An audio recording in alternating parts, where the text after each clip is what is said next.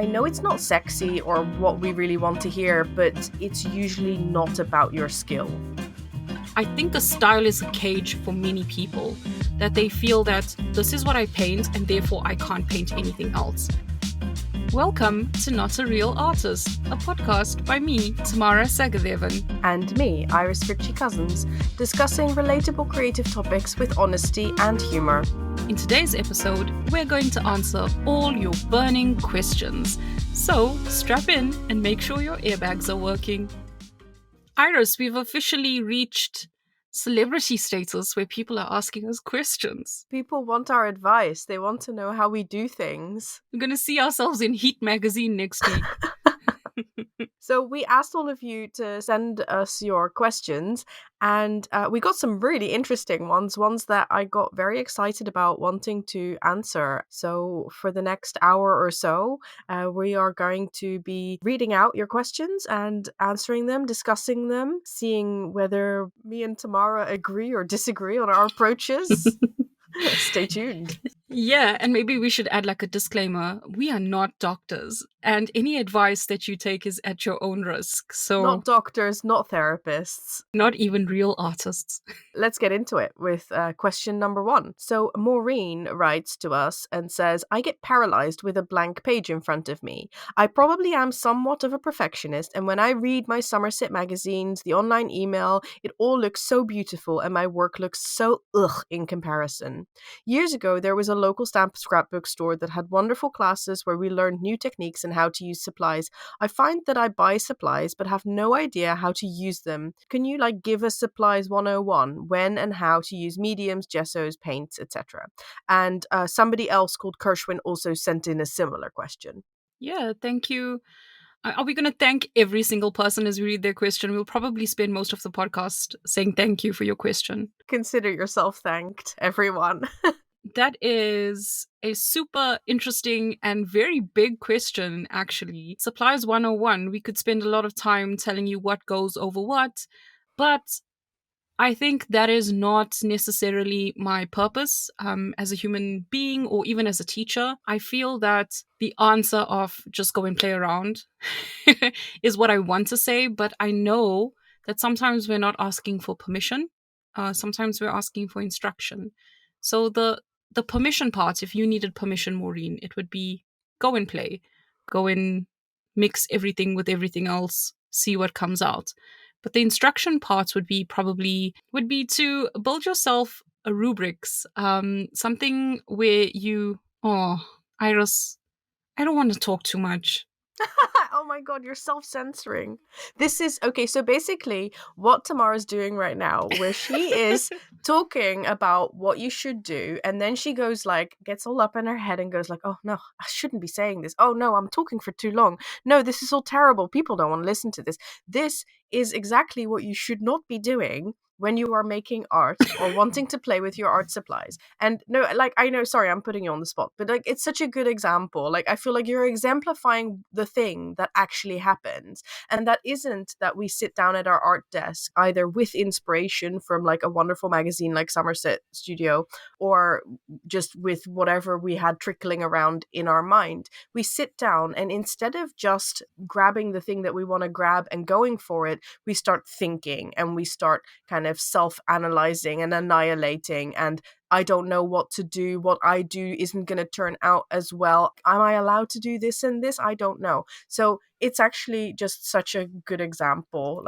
Thanks for leading by example and being vulnerable and stuff, because that is what we do. And I think that is the biggest obstacle. And I know it's not sexy or what we really want to hear, but it's usually not about your skill. I think skill has very little to do with the type of art that we are here to create. We're talking about making art for self-expression, making art to connect to ourselves, or to switch off, to come back, to reset, to work through feelings, that kind of stuff, or maybe just to create something pretty or nice and to have had a nice time being creative. But all of those things, they get better and easier with skill, but they do not start with skill. The skill just comes automatically after the doing. The skill isn't required before we start doing. So I think that is one big point. And then the second point is that it's to acknowledge that it is difficult, especially when you are just starting out, to see things that you like and to feel like I am unable to make something that is as good as what my kind of rational brain likes. And it reminds me of this quote, or like it's like a long spoken piece by Ira Glass called The Gap. And it's about how when we first start out, we have good taste. We can look at things and we can say like, I like that. That aesthetically pleases me, but we don't have the skill to make that same thing happen for ourselves. And what that creates is a big gap of disappointment, where you kind of know what you'd like to achieve or how you'd like to your things to look or what would satisfy you, and yet you're not quite able to do it. And that's actually really difficult. And I actually think that acknowledging that phenomenon is actually really important in order to get over the fact that no, at this point in time you can't really make the thing that you love or think is aesthetically pleasing, but that doesn't mean that you won't get there, or that what it is that you're creating right now isn't valid. And now I feel like I'm talking too much, so you talk a little bit. I'm gonna stop self-censoring. I wanted to talk about a rubrics, and I don't even know if I'm pronouncing it correctly, but that's what I call what I do. It's not enough for me to test supplies inside a sketchbook. I like doing that. I think it looks really pretty, and you do learn a little bit about the material, but for me, it really is like hardcore experimentation, not as hardcore as I'm making it sound.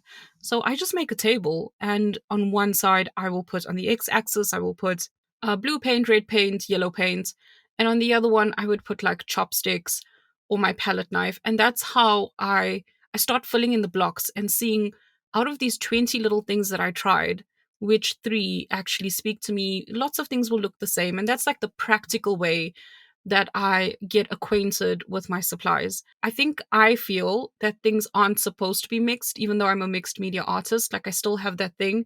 It's difficult for me to mix acrylic paints with other stuff because I sometimes feel like I'm a bit of an acrylic paints purist. But if I don't make those tables, I will never learn that soft pastel layers amazingly over acrylic. And that's my practical advice that I wanted to give you. And then I thought about, oh God, I'm going to say rubrics and nobody's going to know what I'm talking about.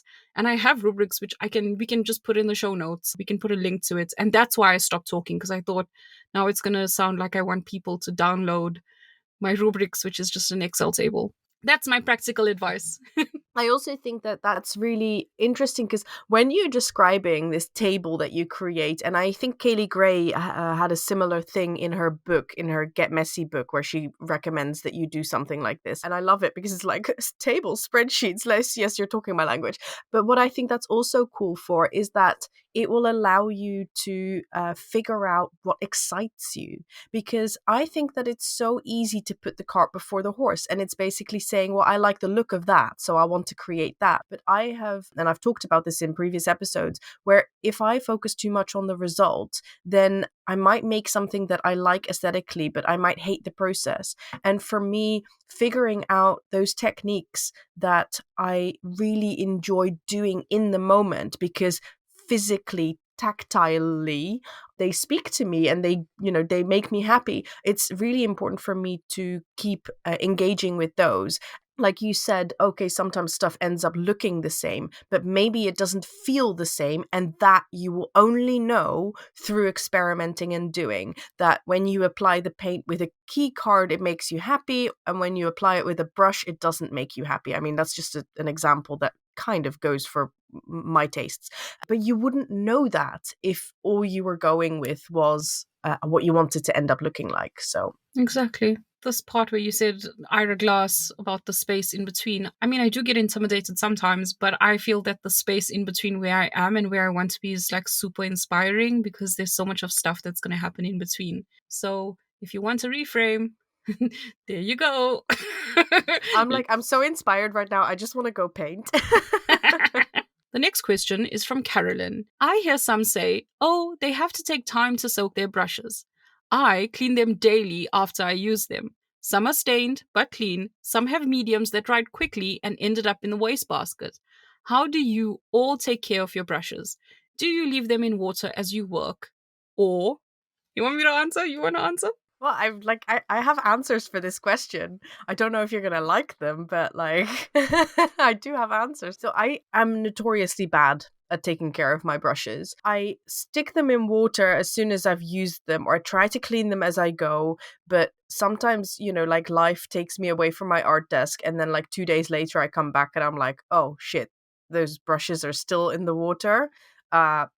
Fuck. So I genuinely try, and I have some expensive, or like quote unquote expensive brushes. They're probably not expensive in the grand scheme of things, but like I felt like I spent a fair amount of money on 2 sets of brushes. One was like Hog acrylic brushes, and the other one was a set of watercolor brushes. And both of those I have tried really hard to take care of. Do you know what happens when I try really hard to take care of my brushes? It also means I don't use them. So my way of combating that is actually buying really cheap brushes. So like craft supplies in the kiddie section, or big multi-packs that are good value or on sale. I will try to buy them so that I know that I don't have to take care of them. If I ruin them, I don't have to go like, oh my god, I spent £30 on that brush. Maybe at some point in my life I will be able to like really use my brushes and also take care of them, but right now I just gotta work with what I know my personality is.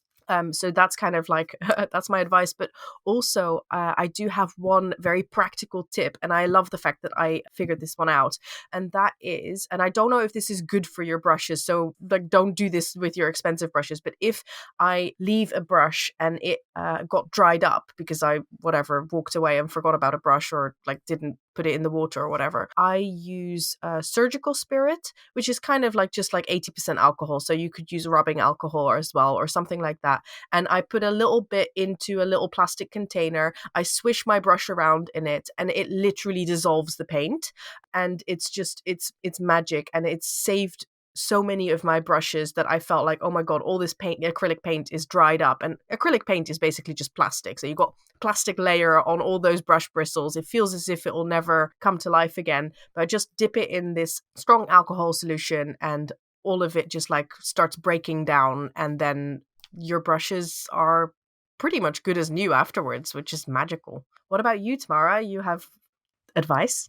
When I see somebody leaving their brushes in water, I feel so uncomfortable. When I see dirty paint water, I feel similarly uncomfortable. And it's not a judgment on the person. Like I know you once, like, here's my container of dirty paint water. I do that so often. I'm thinking of all the times in my vlogs that I've gone like, look, dirty paint water. No, it's not like I think, oh God, Iris, but it does make me feel uncomfortable because I have a very different take. I understand that when people have expensive materials, it can be difficult to use them. But I feel when you're a beginner that you should always buy the best that you can afford because it will make your art experience much easier. When I started painting with golden acrylics. I really use them now.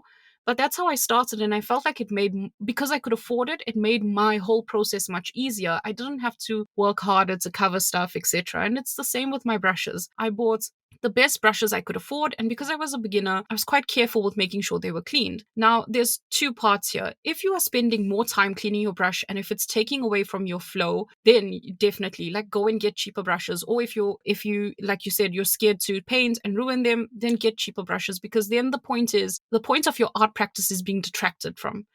But if you're okay with rinsing your brush into, like, I have a pot that I rinse in, and then I have a pot that I rinse in again, and then I paint. And at the end of the session, or at the end of the week, I wash all of my brushes and I put them away. I change my paint water every day. And that's because I grew up not taking care of my things, because I felt that taking care of my things meant I was a materialistic person. And when I moved to Poland, Michał, my partner, taught me that it's okay to look after your stuff. That when you take care of your stuff, it's not just because you care so much because it costs so much, but it's also because of the environment. It's also because of the fact that we have been conditioned to have this culture where it's like fast fashion for brushes or whatever you use. And that's why it like really is important to me to keep my tools. It's an extension of my hand to keep it clean. I wouldn't wipe my butt and not wash my hands and then eat my food.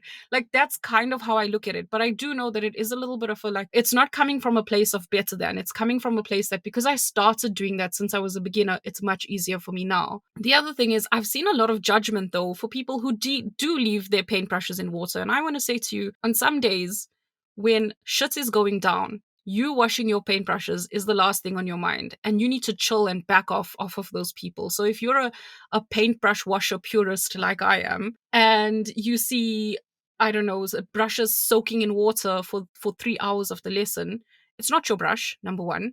Number two, it's not your business. And number three, other people have other things going on. So like, unless you're going to go to their house and wash their brushes for them, back off. So yeah, that got aggressive quickly. But that's a really great question, Carolyn. And thank you, Iris. I liked your little tip. I do want to say, if you've got paint in the actual ferrule, so between the bristles and the metal part, that sometimes what happens is the alcohol will go in and dissolve the glue. If your brush is connected with glue and it could fall off, I've had that happen when I bought a really cheap brush, forgot about it and cleaned it, but it was a very cheap brush. But that is a super tip. You can also use a nail polish remover, but if you get any chemical disease like... Yeah, I found that a nail polish remover is a little bit more dangerous. With the plastic bristles. Well, yeah, exactly, because I've spilled acetone on my work surface, and it's like one of those plastic work surfaces, and it basically just rubbed off the print on my surface. So it is definitely, I feel like the alcohol is safer. Obviously take care to drink. Not drink. Shush. No. It's safe. Like if you do happen to have a spill either on yourself or on your work surface, in your mouth. Yeah. Oh, Tamara, let's move on to the next question. Sorry. Okay. Hannah K. Draws asks, how do I become like you? You have to understand that this question was addressed at Tamara. How do I become like you? We all want to know this. I love all the weird and crazy stuff you create, but all I ever create is cute effing animal characters. I like them, but I would love to create something edgy and unique. I know in one of your vlogs you said you didn't want to create cute faces anymore. Do you remember the specific moment, that the one thing that made you do your first edgy painting? Sorry, I read that terribly, but you get the point. And she says, honestly, I follow so many talented artists on here, but you're so special. I'm just like, the reason I'm reading it like this is because I'm trying to make Tamara really uncomfortable. And also, Jamie asked a similar question, basically about style development. I think that the way we can summarize these questions is like, when did the switch flip from cute to weird, and how can you attain that for yourself? That's such a good question.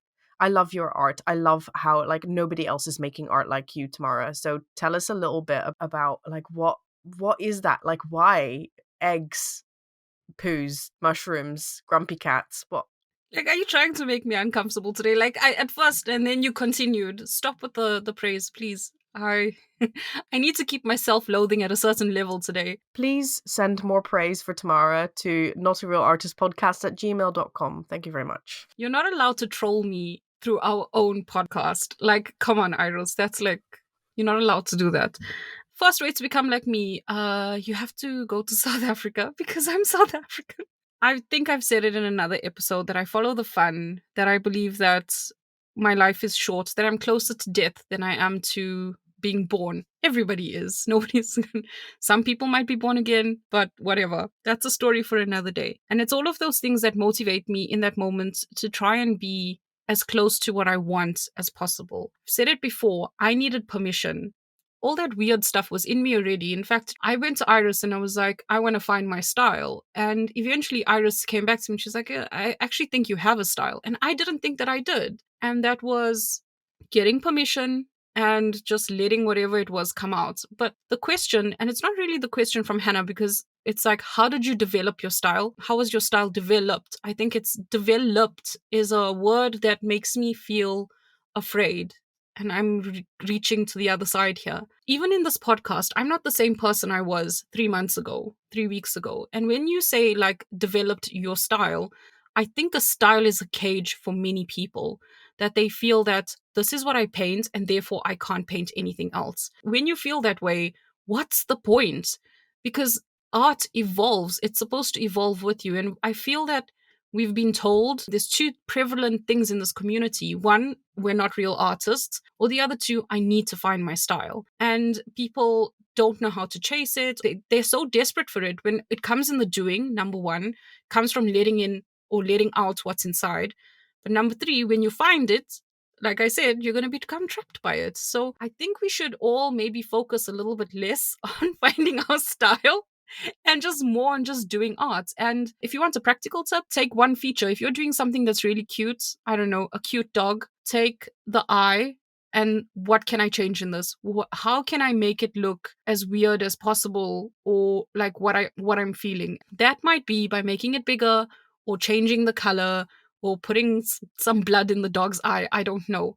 But do that. And yeah, Iris, I think you mimicked Mind Blown. So Yeah, I think that what blew my mind is that you're saying ask a different question, or you're actually pointing out the flaw in the question of, and not just the question, but like the quest of how to find your style. Because when you ask it in that way, you are saying that style is something that you find, and then once you found it, it's found. It's like discovering a rock, you know, and now you've discovered this rock and you can like display it on the shelf and it is just the rock that it is. But it's not, because style develops. Style is not static. The body of work that you are creating, it evolves over time, and it should evolve over time because that's what's interesting. And also you are changing over time. Like you said, the person you are now is not exactly the same as 3 months ago. It's not the same as 3 years ago. You are developing and you're becoming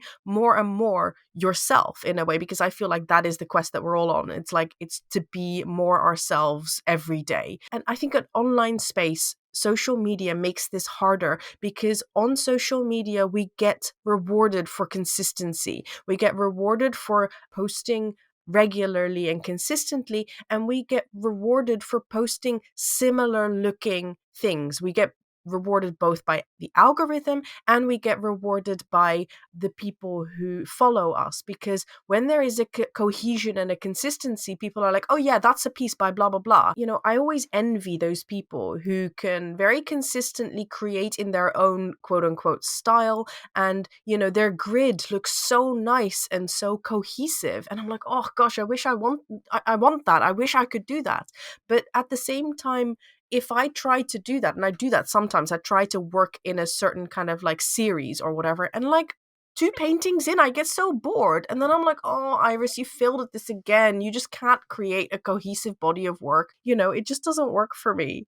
And I know, like, I know that I'm talking a little bit like, it's like, well, you're one to talk, because obviously I do have a recognizable style. But I have a recognizable style just because I do a lot of art, and I'm still interested in exploring the things that I'm exploring. And I work with a certain amount of art supplies where there's a cohesion between kind of like what I did last month and what I did this month, because probably 60% of the art supplies are similar or the same, because they're the ones that I've got around me. Yeah, I kind of feel like there's the style and cohesion is a product of just doing it, rather than a conscious effort to create something that looks a certain way. And the way that I know that I need to do this organically is that when I try to create work in my own style, as in like when instead of working organically, I'm working in like, oh yeah, I should put a thingy there because that is what Iris does, I get really frustrated. yeah, I feel like it's really unsatisfying. Like if I ask somebody, how do you find your style? And they said to me, well, just do more art. And also finding your style is not that important. It's like you said, we are rewarded for consistency. We are rewarded for being one thing. And the expectation is, because everybody's recognizable, we should be too.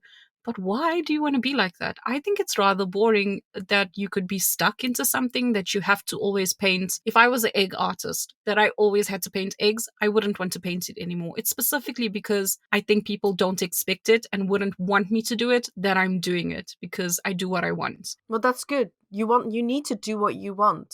Well, I spent so much of time not doing what I want, and it made me so damn miserable. Just ask yourself always, are you painting the thing that you're painting because it's just the only thing that you know how to paint? Because that's what it was for me. And the useful thing I think to do, if you enjoy my art, go and check my Instagram and look at what I was painting before I started painting weird things, and you might be able to see. I think I can say this for Iris too. You can see a shift between the pretty and then more into her style. And it wasn't with me. I feel it was a bit more like a switch. But with Iris, I think it was a bit of a gradual thing where I saw your eyes changing on your portraits and you were having more texture and more grunge. So it's also a gradual thing, but not everybody is posting their befores on Instagram unless it's got to do with weight loss. Yes. Yeah. But So also, actually, now that you say that about like my art and how it's changed, I instantly start thinking about my therapy and about my just my journey as a person, because to me the art that I'm making is very much an extension of the things that I am grappling with, and my kind of my inside feelings that I process through my art. Like, I don't know what the fuck I'm feeling. I just paint stuff and then it comes out and then it tells me something. And if you see how different my art was then, it's because those are the things that it's an expression of what was up then. So like all of those closed eyes, like I no longer have a need to paint closed eyes, but I did back then. And it's about like, giving yourself what you need at the time of who you are right now. so it wasn't necessarily a conscious choice to now start painting eyes that are closed, but it was, even though it was unconscious, it's a part of your style because it was a form Mm. of your personal evolution. Yeah. That's kind of what I'm hearing. Yeah, sometimes I start questioning myself. I'm like, oh, do I need to be painting this eye again? And it's like, but when I sit down and I start doing it, that's what comes out. And I'm learning to question it less. So if I want to paint it, blah blah blah, then that's what I want to paint. Like, you don't need to look into it further than that. Because if you kind of go with the flow, if you go with where your interest leads you, then I feel like you will always be painting the right thing. And I also think, actually, this is important, is that style is not something, again, that you find, but also style is something that you can only really recognize retrospectively. You look at something and you're like, oh, there's a style there. But I don't really feel like that the style is methodically or consciously created. It's just like you look at it and then, hey, there it is. And that's what people say to me sometimes. They're like, oh, when I see you do something different, I can still recognize that it was you doing it. And it's like, oh, well, that's really cool, because that basically means that however I do things, like the way in which I do things, maybe the brush strokes or the supplies or the techniques, I don't know, they have a cohesion that makes people think, oh, it was painted by Iris. Well, that's great, but I'm not doing that consciously. I'm not making my art so that people can recognize that it was me who did it. I'm just doing it trusting that that I am me. You can't methodically work on it. I don't think you can, but I do think you can prepare the soil and like that's or build the foundation, whatever metaphor you want to use. And I think that part you said about retrospective searching or analyzing, that is something that I would suggest to somebody. Go and look at 10 of your last paintings that were not instructed by somebody else, or 10 things that you did in the painting that was a bit different, that was instructed by somebody else. And you might go and see, I for some reason like putting stripes everywhere, then maybe that's a part of your art style. I'm not saying it is, but maybe it is. So the next time you paint, hey, how about I incorporate stripes somewhere? And then it will kind of evolve. But just remember, again, because we went all philosophical, that's a bit of practical advice. To get philosophical again, the style is not the end goal. It's Yeah. just evolution.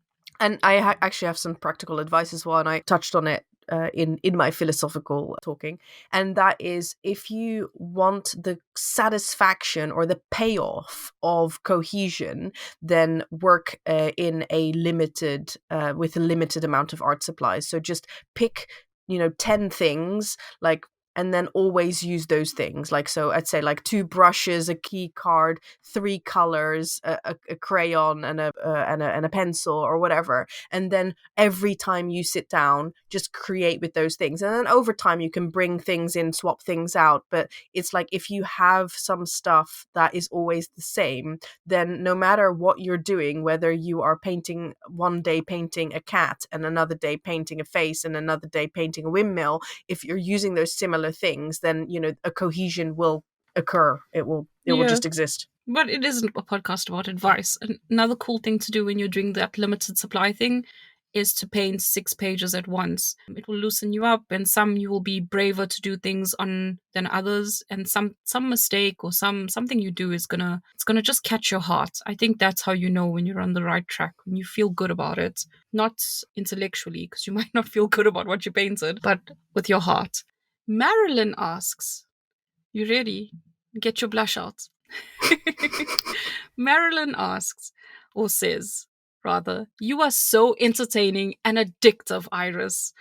I struggle with getting creative without watching another artist or brief lesson or following someone else's prompts and ideas for a page in my journal. Mine will probably end up looking totally different, but it's difficult for me to strike out on my own. I always feel like I need guidance or a nudge. Any advice or ideas would be appreciated for helping me over this hump. Since I retired, I am totally a self-taught dabbler, looking for my niche, so exploring many different styles and following many different artists. Thank you. Why are you so addictive? Iris methamphetamine. There must be a drug in the world called Iris. Write your answers to notarealartistpodcast@gmail.com. Tell us about all the drugs you take.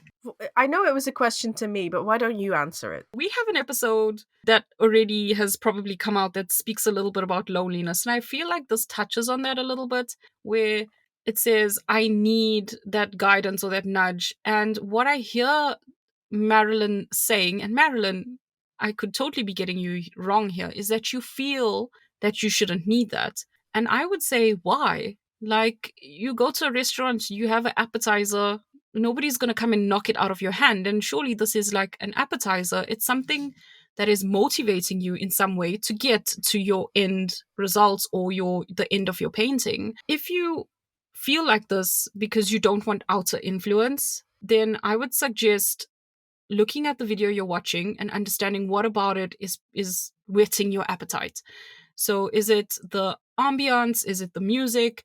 Is it the fact that you're mirroring somebody's actions? So when we talk or when we watch other people, if they're moving their hands and gesticulating a lot, we might do the same thing. So you watching somebody else creating is pushing you to do that.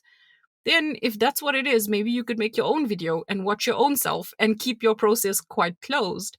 But if you feel that you shouldn't be watching it because of should, like, why should I need this? Then I really would suggest you throw that shit away. There is no problem whatsoever by being inspired or spurred on or having your appetite churned up or wet, whatever you want to call it, by somebody else. I don't see a problem with it, but I don't know if that's the that's the answer you want. Thank you, Marilyn. Okay, what do you think, Iris? I know you're probably going to have a more gentle response.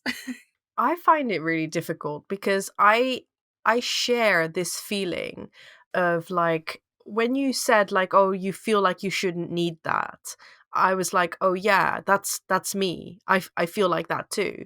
Like, on the one hand, like, I want to learn and watch people's lessons and get inspired by them, and then on the other hand, I feel like, no, I should just, like, lock myself in my art room and not have any input, and for whatever comes out to just come out. And then occasionally I'm able to do that, but so often I'm not. So often I find that I need a bit of creative input or a bit of company. I think for me it's very much around company and around community and feeling like I'm not alone. I don't necessarily because I do have my own established art practice and, quote unquote style, I don't need necessarily ideas of what to paint, but I do need a bit of hand holding.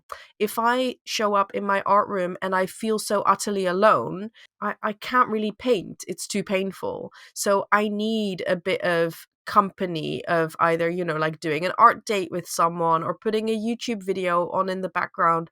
I subscribe to By Bun on Patreon, and when I have a art session, I will often just put her on in the background. She's just like chatting about her creative life, showing us what she's up to, and I find that really inspiring. And it just kind of like takes me out of my own critical mind a little bit and allows me to engage with that creative process that I know I've got in me, but it runs scared if things are too quiet, I guess. If things are too quiet and all I can hear is my own thoughts, then those thoughts very quickly turn negative, and then I'm no longer able to create. So it's really about working with myself, working with what I know works for me, giving myself the gift of what I know allows me to be my best self and be the best artist, and also to just kind of get out of my own way. Because sure, maybe in theory the best art that I would create theoretically is the art that I'd create without any input,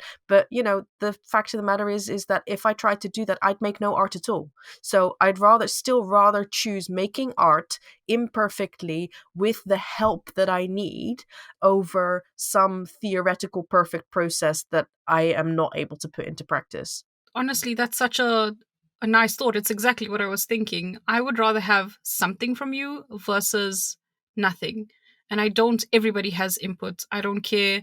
Even in the morning, it could be your own input. If you're like me and you create generally in silence, it's your own input because it's your own thoughts. So input is everywhere. What happens to you on the street, blah, blah, blah. What I wanted to ask is, we're social creatures by nature. So I don't get like this thing that's coming about where we need to create in a vacuum. And you said it before, we can't create in a vacuum. We're social creatures. If you spend 8 hours a day creating, or 6 hours, 20 minutes, so what if you need human company? Like, really, honestly, Yeah. so what? And I also, just to come back to Marilyn's question, or her words, where she said, it's difficult for me to strike out on my own. I always feel like I need guidance or a nudge. And I think that you picked up on it really well. It's like, I think that what she's saying is that she feels as if that's bad and that's something that she wants to change. But what if we flip it on its head and say, like, okay, so you've acknowledged that those are the things that you need, and also acknowledge that those are things that you feel like you shouldn't need. And then where can we go from there? Can you then say, like, oh, hang on, this is something I need. Maybe I can give it to myself. Yeah.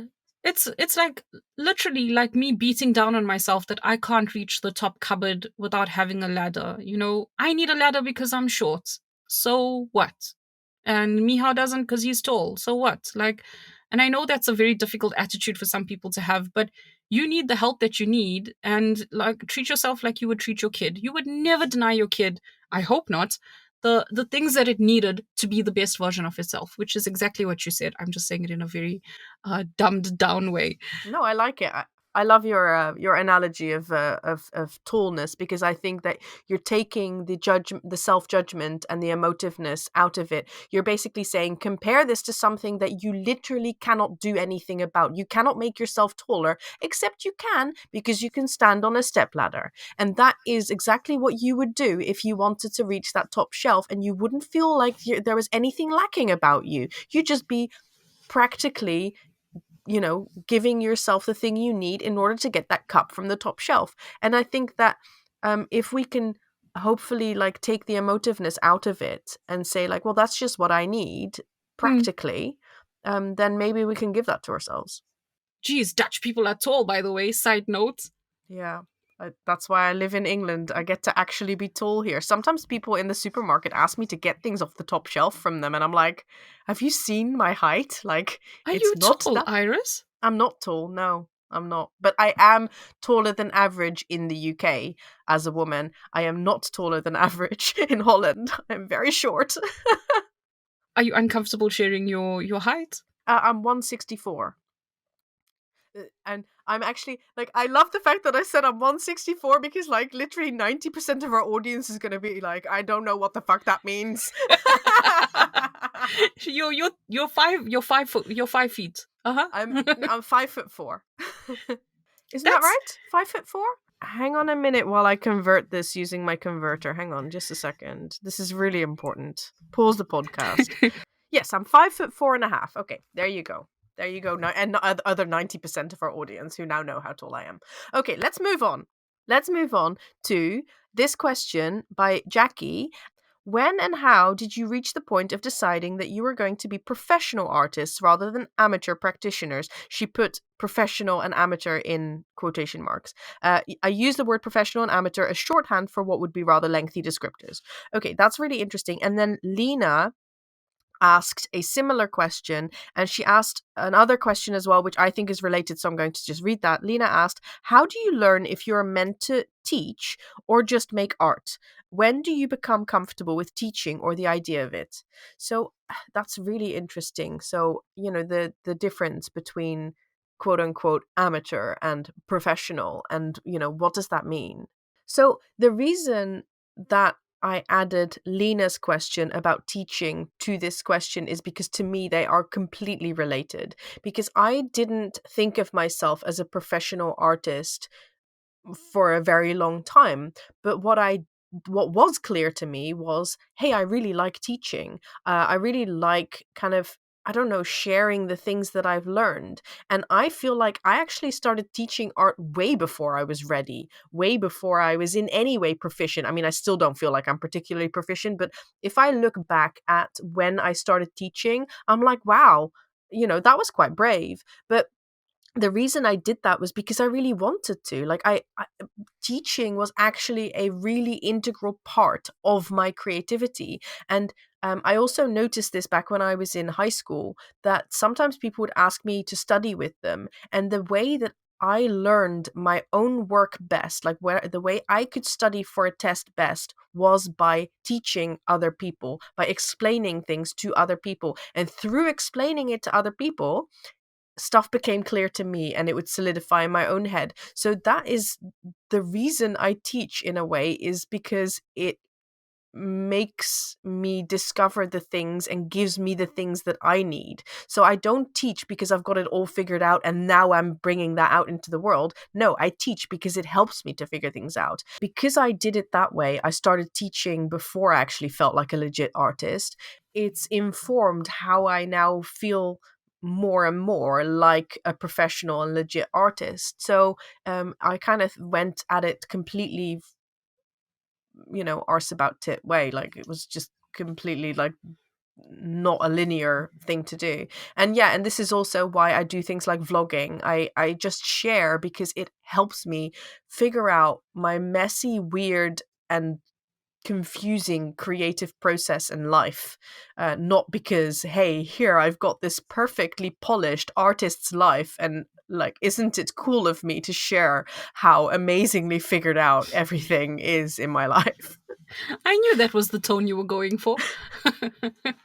I don't feel qualified to answer part of this question, this part about professional and amateur, because professional and amateur will be based on the person that is saying it. I think there's a world like definition or global definition, but to me, who's the professional? The person that paints once a month and has it in the gallery, or the person that paints every single day and puts their soul into it for 15 minutes? Like, I don't know. And I think people mistake it for like full time and part time, but like that's also like a question that's really loaded for me.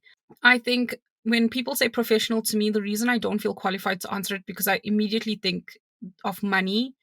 And the question is, like, are you making a living out of this? And if you are, then you're a professional.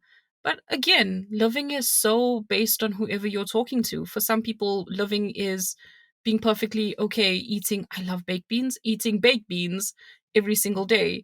Mom, I'm not eating baked beans every single day, but that's just for me. Someone else, it would be having a steak dinner. So I feel underqualified because I don't know what Jackie considers to be a professional. But with the teacher one, I feel a little bit more qualified to say that I always wanted to teach because I always liked teaching at my old job.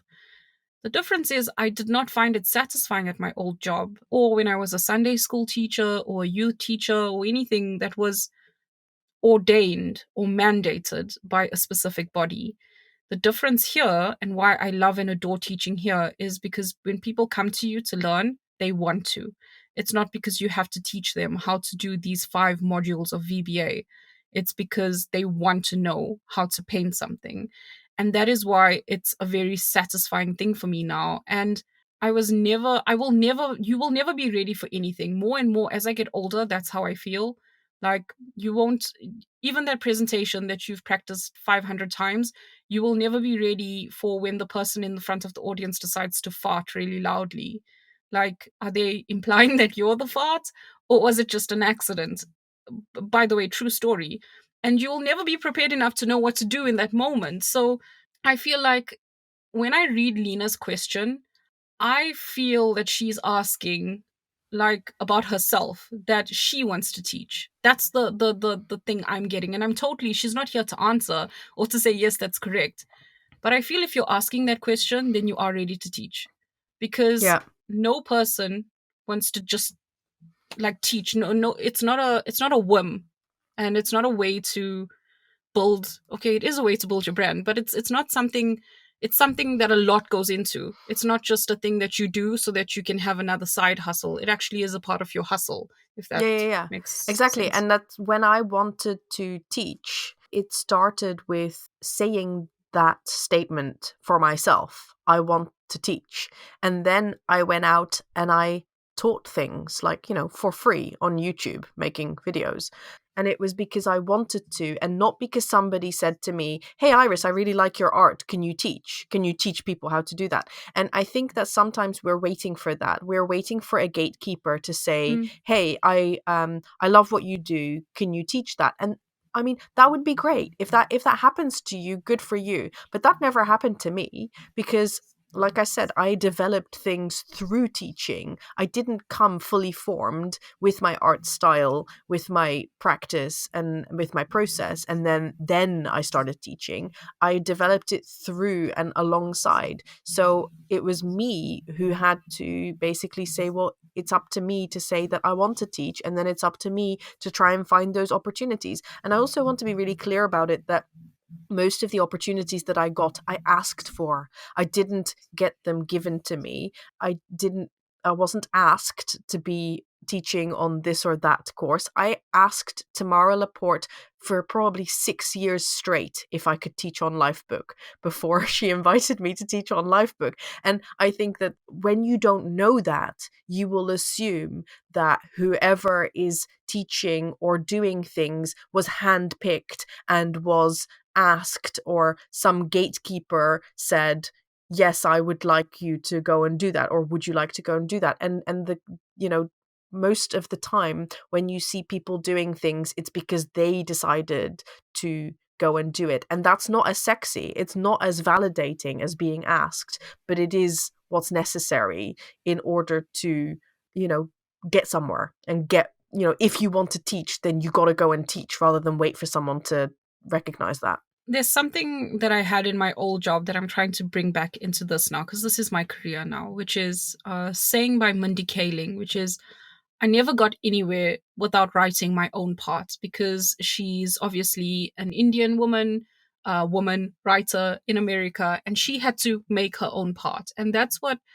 I want to bring more into this job, because I've been getting those things where people are asking me to come and teach without me having to apply.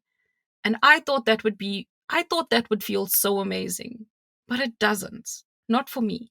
What it feels like is that I didn't do the work to go and ask and apply, and somebody's come and now asked me to be on something because they saw me on something else. And I would so much prefer, I think, if I went and I said, like, this is my idea, do you want in? But I also feel that if I did it that way, I would also feel really shit if I didn't get somebody asking me to be on it. I think it's just your brain choosing whatever that it wants on that day to make you feel like a piece of shit. Yeah. But I do want to say, like, write your own part. So if you are asking and nobody is responding for whatever reason, then make your own damn course. You can do it. It's really not that difficult. You ask artists who are in a similar position as you, who also want to do the same thing, and start your own collective.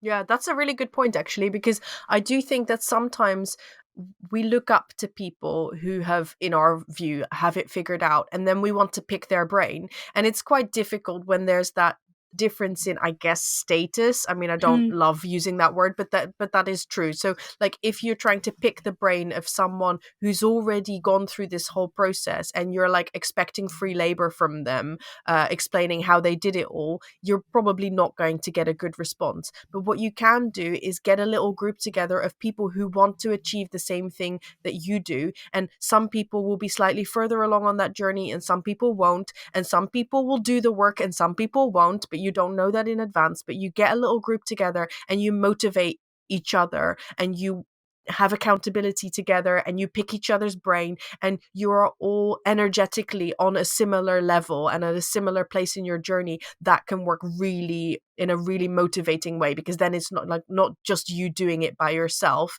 but it's also not you expecting for someone to swoop in and give you all the, do all the work for you or give you all the secrets. I mean, there are no secrets, but working on big courses like these is actually quite, I love it, don't get me wrong, but there's a big part of there's a lack of freedom. I sometimes feel it can be a little bit stifling, and if you really value freedom, you being able to say what you want and paint what you want to 300 people is going to be much more difficult to do to, I don't know, 176,000 people. That's when you're going to have to be a little bit more mindful, especially of the person whose course you're on. If they don't like to say shit and F and this and whatever, that you also have to like tone down a little bit and just like rein it in. And I don't value that as much as I value being able to be myself. So just make sure that the people or the things you're trying to apply for, the things that you're trying to do, that it's not going to be like covering your true self. And I'm not implying that the things that I'm on are covering my true self, but there has been one or two things that I've done where I was not the right person. As much as I believe in woo, I am not I swear a lot. I mean, nobody wants their spiritual leader to swear. I'm not a spiritual leader. So just kind of make sure that you know who you are as well, are committed to finding out who you are. Yeah, I feel like you can try. Like I have taught and spoken on programs that are way more spiritual than I am, and sometimes it's a good fit, and sometimes in hindsight I feel like, okay, I actually didn't fit in there, but you don't really know until you've actually done it. I agree with you. Now we're going to go off topic, but like spiritual in a sense where, there's the pseudo spiritual like positivity thing. Yeah. And it like when it derails into that, like that's not for me, because I feel that I have a very like long, deep spiritual lineage, and I don't appreciate things being appropriated from my culture. So hey, if you let's get aggressive again. No, Yeah. let's move on. So this is a follow-up question by Jackie. She says, as a follow-up to that question, which was the question about professional and amateur, how did you deal with the voices in your brain battling over whether you were being egotistical, thinking you were worthy and capable of taking on this new role, and the one that quietly supported your decision? So we're talking about like the inner critic. I feel like it's imposter. Yeah, an imposter syndrome. When Jackie says egotistical, I kind of like that, because I think for me, it's not about who do I think I am or whatever. I have this strange sense of I am not humble enough. Like sometimes when I talk to you, I also use the word humble, and you say to me, I'm not humble, I'm just aware of who I am. That's because humility is a big thing for me. So when I look at it that way, how did I deal with it? Well, why not? Like that's my thing all the time. Like why not? So if Tamara Laporte does X, Y, and Z, why can't I? What makes Tamara Laporte different? Is it because she put in the work in the hours? Sure, I'll put in the work in hours too. But there's no difference between me and Tamara Laporte besides the actual metrics that she may have. Okay, you know what I mean. I'm talking about in sense of You're saying that like we have a tendency to look at other people and kind of assume that they have some kind of God-given right that we don't. Like Yeah. that they somehow don't feel imposter syndrome. They don't like, they feel like, of course I'm allowed to do this, and we feel like, well, gosh, who am I? But most people have this who am I, but the drive that they have to do that thing that they want to do, whether it is teaching or whatever, installation art, whatever is the thing, if that drive is bigger and louder than the voice that says, who are you to do this, then you're going to go out and do it because Yeah, I think what I'm trying to say is if I say who am I, then I will say, well, who is Iris?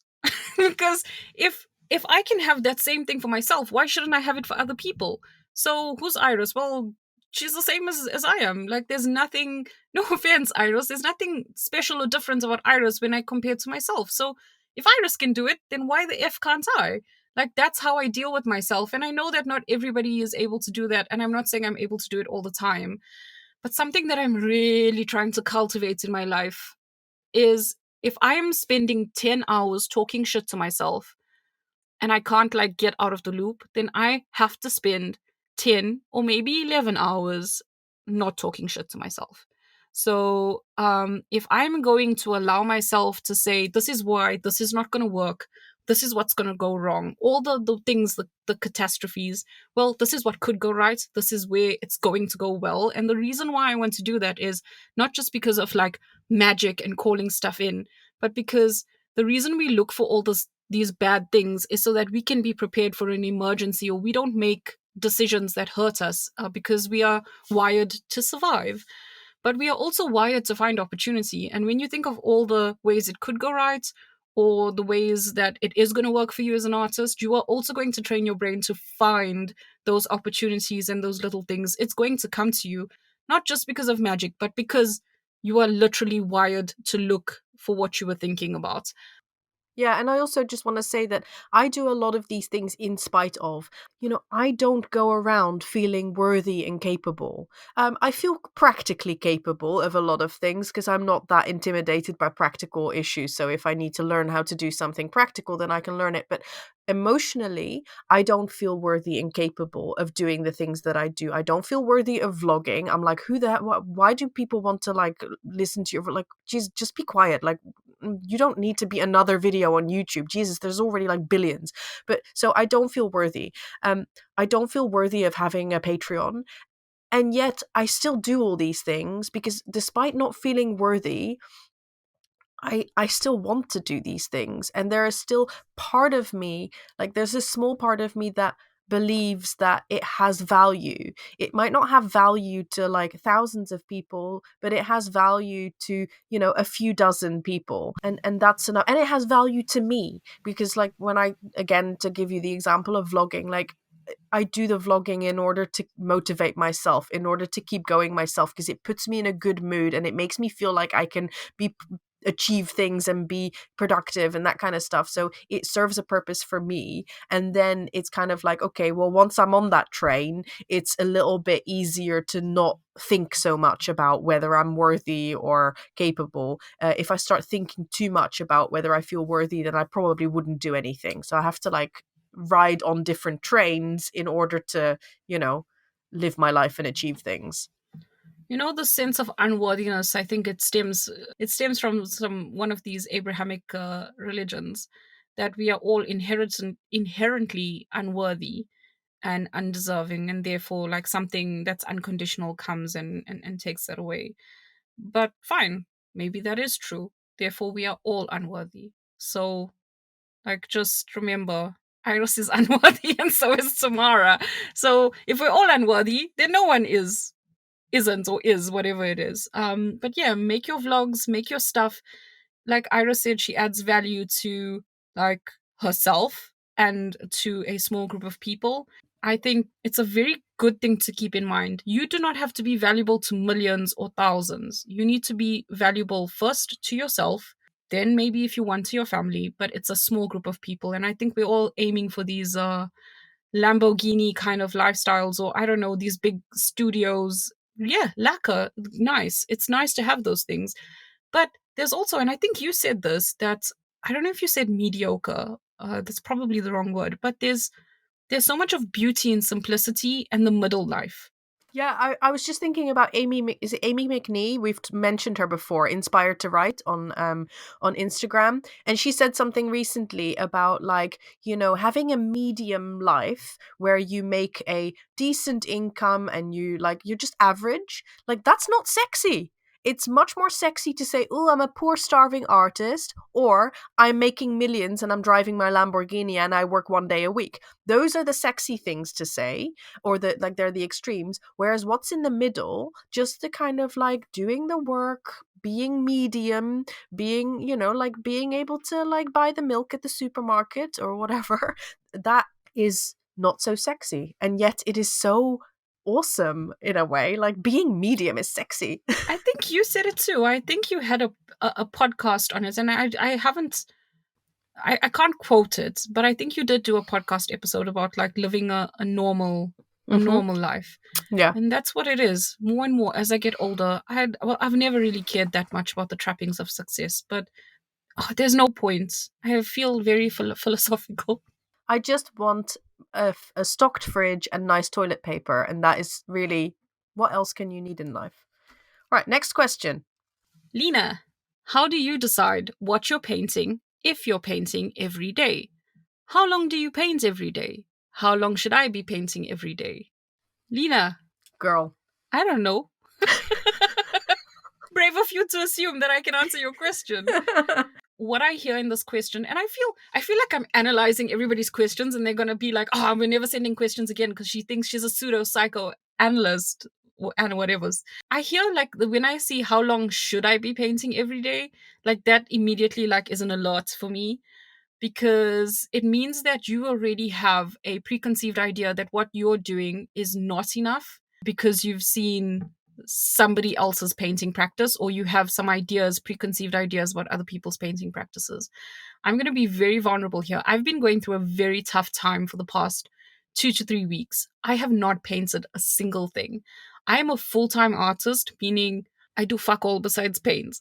I have a house I do housekeeping and stuff like that. It's something I have to do. We agreed to do it. But do you know how utterly shit that is when I don't have a full-time job or a part-time job and my job is to paint and I cannot paint? For me to come here and tell you, you should be painting for 15 minutes every day, you should be painting for 6 hours every day would be so inauthentic and such a bunch of bullshit.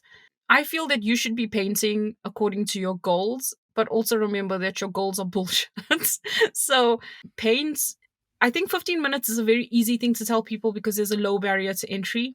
And it makes it more accessible that if I paint for 15 minutes, I might paint for longer than that. My barrier to entry is 25 minutes. It's the length of a Pomodoro session. But for these 3 weeks, I couldn't even do that specifically. If I had to live by this, how long should I be painting every day? I would be in a deeper hole than I am in right now. So let go of that should. If your goal is to have 5 canvases in a gallery, you have the ability to do the calculations yourself and say, it takes me 20 hours per canvas. I've got 3 weeks. This is what I should do. That's a practical way. But if you have no end goal like that, then paint until you feel you don't need to anymore and do not regard anybody else's practice. That's my very, sounds quite harsh the way I'm saying it, but that's my advice. Yeah, and also I think that for me, I love routine. I love the safety that comes from having a routine, but I personally cannot paint every day. It's too consistent, it's too robotic. If I try to do the same thing every day, the only thing that I manage to do every day is brush my teeth. Like, other than that, I don't really and eat. I can eat every day as well. But if I try to say like, okay, I'm gonna like go for a walk every day, or I'm going to like do stretching exercises every day, or I'm going to paint every day, those types of things of every day, it becomes a yoke and it becomes really stifling and difficult, and then and then I fail, and then I'm like, oh, I didn't do the thing that I wanted to do today. And so for me, it's kind of like, it's more like, what can I do consistently over time? If I look back, do I feel like, yeah, I spent enough time doing that thing that I wanted to do, or I didn't? And then it becomes much easier to be soft, because it's no longer like, oh, you need to do it every day for this amount, otherwise you failed. It's more like, you know, did I feel like I did enough painting this week? Well, no, it's never this week, because like I can go weeks without painting, whether that is because I don't feel inspired, or don't feel like it, or whether it's other practical things that get in the way. But if I look back, like maybe I even have to zoom out so much more and say, did I feel like I painted enough this year? And then I look at, the things that I painted, and usually it's much more than I thought. Like, I might have the feeling of like, gosh, I never painted. And then I look at all the things I painted, and I'm like, gosh, I painted quite a few things, You said it once, you said consistency over time. And that really stuck with me, and it's a really healthy way to look at it. It's not about whether I did 5,000 steps every single day. Some days I did 7,000. So on another day, yeah, 5,000 steps, guys. My step goals. You said 5,000 steps a day. My step goal every day is 6,250. And I just want to say that because I know that they say, quote unquote, like you should walk 10,000 steps every day. If I set my goal at 10,000 steps every day, I would fail most days. So my goal that I know is right for me is 6,250, because I can make that most days. And then some days I can do 10,000. And on some really amazing days, I can do 14,000. And it's kind of like setting yourself up for success based on, your life, your energy levels, your kind of what you can achieve. And maybe it pushes you a little bit, but if you try to push yourself too much and according to metrics that don't belong to you, then you're setting yourself up for failure. So yay for having a step total of 5,000, and yay for me for having a step total of 6,250, because it's achievable, and and that's all that matters. Thank you for sharing your step goal, first of all, because I was thinking, oh shit, now people are going to know like how really sedentary I am. But now that you've actually expressed it, and it's the same with painting, when you said you don't paint for 3 weeks at a time, like that felt really nice to me to hear. I used to paint every single day, or that's what I'm used to painting every single day. But like now it's just difficult for me. That's the reason I think why we also do this podcast. It's about sharing like authentically, and not like giving people the impression that every day we're creating and kicking doors down and whatever. So thank you for that. And maybe if we share like this more honestly, then people might not actually care about how long they should paint every single day, because they will realize it's a fallacy. It's not real, yo. There is, if you're doing something every day consistently all the time, like I do know some people have routines, and I have routines because of ADD or ADHD or whatever it is that needs you to have something that's repetitive to do, and you can do it great. But we're not machines, and it's impossible to replicate the success every single day. Cool. Lena, boom, roasted. Yeah, that's what will be our next podcast, will be roasting. So we've been talking for a while, so we have arrived at the last question that we have time for today, and that is this one by Cal Animates, who says, "Hi there, awesome people. I want to know about the work that goes into creating your epic podcast. Can you share your secrets?" I surprisingly have been asked this question 3 times. Even though podcasts have become more famous, like everybody and their grandmother has a podcast, it still, I think, feels a little bit sacred to someone, like being on a radio show or having your own TV series. And I think that vlogging and podcasting has made radio and TV a little bit less sacred or untouchable. Whatever you think is difficult about a podcast, like the technicalities, if you're not comfortable with tech, it's not that hard. There are parts of it that I really hate. I'm going to be honest. But there are parts of it, the parts that I love far outweigh anything that I don't like. If you really want like tech advice, Cal Animates, like hit me up. I'll give you the programs we use. Most of the things we use are free except the editing software. So the technical part of it is just it's really simple. It's not that difficult. The difficult part is the actual conversation. And I don't mean difficult in the sense that I don't enjoy it. I mean, like what I did earlier in this podcast, the self censoring. That is the most difficult part for me, where I talk and I'm like, nobody wants to hear from anybody. But if I'm in a room with Iris, nobody wants to hear from me. They would rather hear from Iris. And it's not just because of other people's perceptions, but it's also my thing. I don't care about my answer about something. I want to hear you talk. And having to learn that what I have to say is actually important. And there is, even though I meander and I derail the conversation and I make jokes in the middle of it, and I'm not articulate, I'm more interested in communicating a message, and I don't always get that across. When I realize all of those things about myself, that it's not something to hate on myself about, but it's actually just part of what makes me me, it becomes easier to kind of self censor a little bit less. So I'm not there yet, but that is the hardest part of the podcast. I won't talk about the editing because I dislike editing so much. I hate it. But that pain is okay when the episode goes out and it's received really well and it resonates with a lot of people. And then I'll stop talking in a second, Iris. But the second thing that is very difficult is the version of myself that goes out. I would like it to be as unedited as possible. Like, in order to, I want to curate the version of myself that is out in the world. But the fact that I can end up or appear on the internet, potentially to be seen by billions of people with my hair all messed up, shows that I don't really care about appearance or the way that I sound as much as I should. And that should, I'm putting it in inverted commas. So what's difficult is when an episode goes out where I don't feel like I've done my best thing, it's very difficult to let go of that and see that there is value in the episode. It's just that I sound like a dickhead.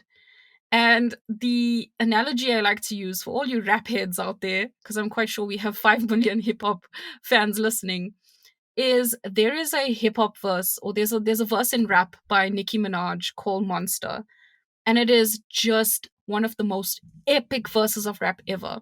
But when she rapped that verse and Kanye West heard her, oh, Kanye. Anyway, when he heard her, he almost considered not putting her on the album because her verse was so great that it almost made the rest of his album look really shit. And I think that's what I experience with you sometimes, that I say something and it makes sense and it's good, but everything that you say makes me sound a little bit dumb and like I'm full of shit. That's how I feel sometimes. And it's about saying, hey, this is not about me though. I'm okay with being dumb because I'm dumb by nature.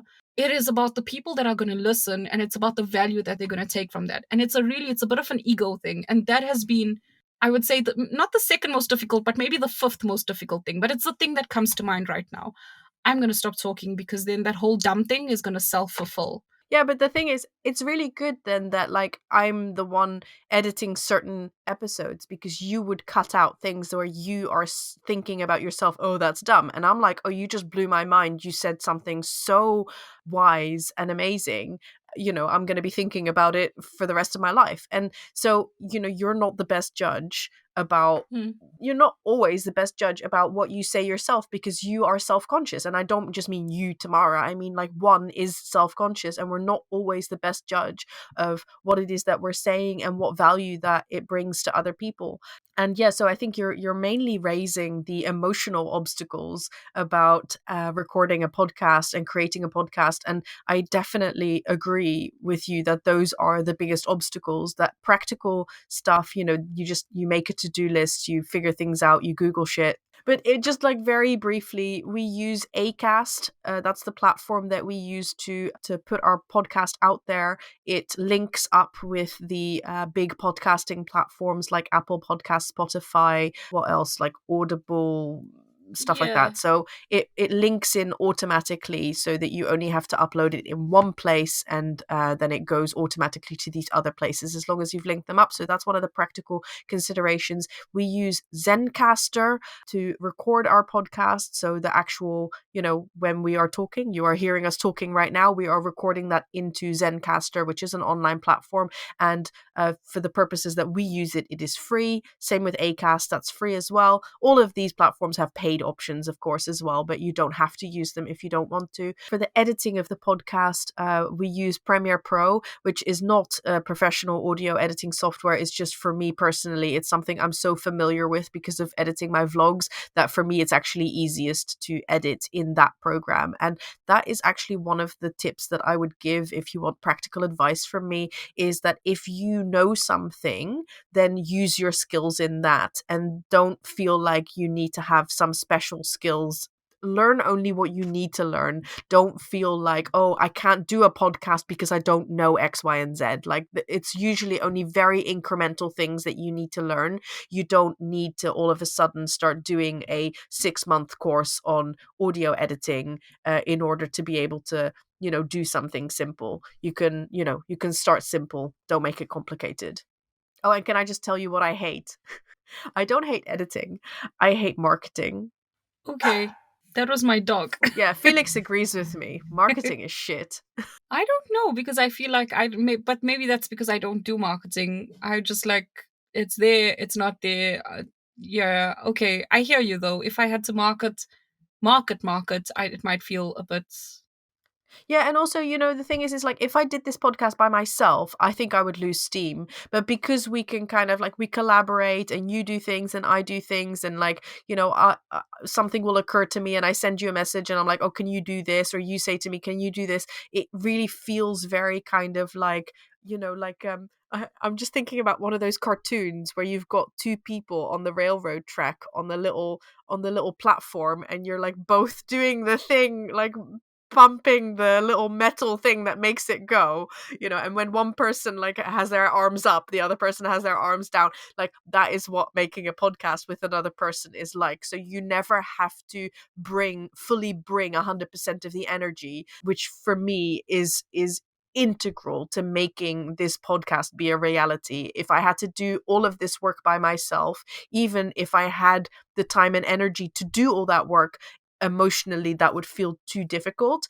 Collaborate, yo. Yeah, I feel the same way. I think if I did it by myself, and I might eventually have did it by myself if nobody ever asked me to be on a podcast, because I was just dying to be on one, it would not be of the quality and standard that it is now, because quality and standard for me is just like another shackle sometimes. And it's a thought I need to change, or I would like to change. But yeah, make sure that when you're doing it, that you're doing it with somebody who is better than you in some ways. And I'm not saying Iris is totally better than me. I don't like those statements, better than me, but she's better than me at like quality control and catching the small things. Whereas I think I'm probably better at, yeah, let's just get it done kind of a thing. And we have a very. And spreadsheets. I once had a fight with a man, and I said, "My spreadsheets will beat your spreadsheets ass," and it was a serious fight, and he was not happy with me. But they still do. Yeah, I'm really good at spreadsheets. So it's also about just making sure that when you're in the room, don't be in the room because you're the smartest person there. Make sure that the other person is smarter than you in different ways, because that's collaboration. Otherwise, it's just about your ego. And I listen to some podcasts and I feel that way, that somebody definitely feels that what they have to say is more important. And therefore, the person that they got is just kind of like their, I don't want to say lackey, but it feels like that, just their like kind of emotional support. And the podcast shouldn't be Jen and Joe. It should just be Jen and Joe. Let Joe out of his box. Yeah, I think that's all we have time for today, folks. I would like to say thank you for all of your questions. Thank you for taking the time to type them out, send them to us, allowing us to interpret them and also answer them. If we got anything horribly wrong, please send Iris a very angry email. But if we got them right, note that you can send us any feedback on notarealartistpodcast@gmail.com with any of your questions, insights, or just to say hello. We'd also like to remind you that you can follow this podcast on your preferred platform, or if you enjoyed this episode, you can review and rate us. I also just want to say that we didn't get to all the questions that were submitted, and we just want to say thank you so much, and sorry if we didn't answer your question. Maybe we will do so in a future episode. So we have come to the end of our second season, which is wild. I can't believe we have 2 seasons of a podcast under our belt and out there, and you've listened to it. I mean, I hope you've listened to it. Get the fuck out if you haven't. I mean, go and listen if you haven't. So thank you so much for being with us and listening to us for 2 whole seasons. It's just amazing. And we're really so grateful for your support, for your interest, for your encouragement, and also for your interaction, the comments that you're sending us, the emails that we've received. I really appreciate it. And it's just, it blows my mind. We're going to be taking a little break. And then we will be back with season 3, which we have been already pre-producing and producing and working hard on. It's going to be very exciting. It's going to be a little bit different than what you've been used to for the last couple of seasons, because basically we were tired of listening to our own voices a little bit, and we decided that we were going to start having conversations with people that we find interesting. If you want to find out who we find interesting and all the little nuggets of wisdom that they have been sharing with us, then you will have to check in with us when we release season 3. It will be coming to a podcast platform near you some point in the near future. Until then, hold on to your underwear. Bye. So strap in and enjoy the rest of your retirement. Goodbye. Crikey, what did I want to say? That felt so important. I'm such a piece of shit sometimes. Don't put that in the podcast. People need to think that I think I'm great. Okay. No, you go first. Okay. I know you. Tamara thought that was so hilarious, and then I spat all over my keyboard. Okay, keeping it real, folks. Keeping it real.